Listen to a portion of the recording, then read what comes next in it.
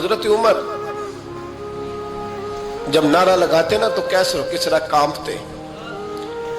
सफीर आते रूम के मिलने के लिए तो कहते जाओ उमर नफल पढ़ रहे हैं, टाइम कोई नहीं।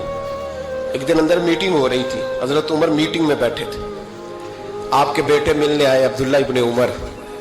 अब्बा जी अंदर आ जाओ। फरमाया दरवाजे पे खड़ा हो, मैं जरूरी बात कर रहा हूँ, अंदर ना आना। जनाब अब्दुल्ला इब्ने उमर कहते हैं मैं दरवाजे पे खड़ा हो गया। थोड़ी देर गुजरी तो इमाम हुसैन भी आ गए। एक हदीस में एक रवायत में इमाम हसन का लफ्ज भी है। इमाम हुसैन आए, आके अब्दुल्ला इब्ने उमर से कहने लगे उमर फारूक अंदर है? तो कहा वो अंदर तो है। तो कहा आप क्यों दरवाजे पे खड़े? कहने लगे अब्बा जी ने कहा है यहाँ इंतजार करो, मैं कोई जरूरी बात कर रहा हूँ। लेकिन शहजादे मेरे लिए कहा है, मेरे लिए, आप जाना चाहे तो चले जाए। इमाम हुसैन कहने लगे अमीरुल मोमिनीन कोई बात कर रहे होंगे, मैं जोहर के वक्त मस्जिद में मिल लूंगा, जोहर का टाइम आएगा ना तो मैं मस्जिद में मिल लूंगा। ये कह के चले गए। हजरत उमर बाहर आए तो हजरत अब्दुल्ला इब्ने उमर से कहा कि कोई आया तो नहीं? अर्ज की हुजूर हुसैन इब्ने अली आए।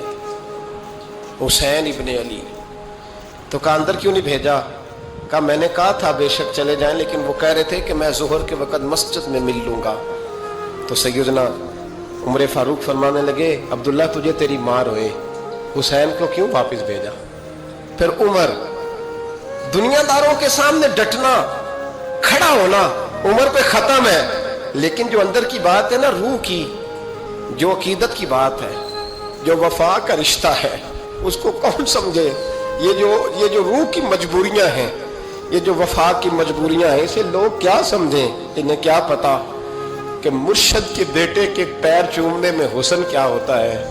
इन्हें क्या पता कि जब उस्ताद का बेटा घर में आता है तो दिल करता है मकान बेच के इसे दे दें, इसके बाप की नेकियां बड़ी हैं। जनाब उमर फारूक दौड़े गए, इमाम हुसैन के दरवाजे पे दस्तक दी।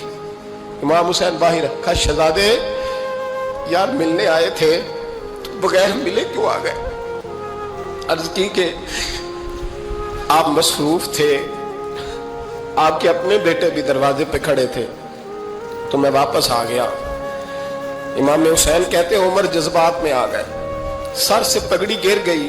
कहने लगे हुसैन, मेरे बेटे का और हुसैन का क्या मुकाबला? क्या उसकी माँ का नाम फातिमा ज़हरा है? क्या उसकी नानी का नाम खतीजतुल कुबरा है? क्या उसके नाने का नाम मोहम्मद मुस्तफा है? और फिर सर से पगड़ी उतरी थी, अपने बाल जोर से पकड़ लिए। कहने लगे हुसैन, मैं ना मक्के में ऊंट चराया करता था और डंडों से मार खाता था अपने बाप से। ये जो आज सारी दुनिया में उमर के नारे लगते हैं, ये तेरे नाने का सदका है। शहजादे मेरी वफा और मेरी वफा में जब तेरा दिल करे ना दौड़ के आ जाया कर। उमर तो लोग, एक दिन इमाम हुसैन ने आके ना जनाबे फारूक आजम से कहा, खुतबा दे रहे थे बच्चों की तभी शुरू में, पता नहीं क्या बात आई इमाम हुसैन के दिल में। कहने लगे उमर नीचे उतरो, ये मेरे नाना का मिंबर है।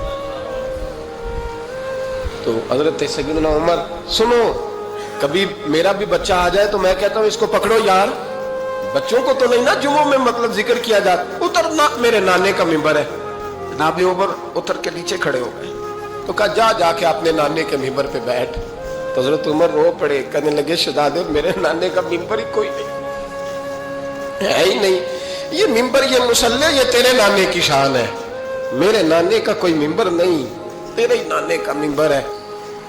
थोड़ी देर खड़े रहे तो इमाम हुसैन कहने लगे अच्छा कोई नहीं आपके नाने का मिंबर का नहीं? कहा चलो फिर मेरे नाने के मिंबर पे बैठ जाओ, चलो खैर है, कोई नहीं आपके नाने का? कहा नहीं।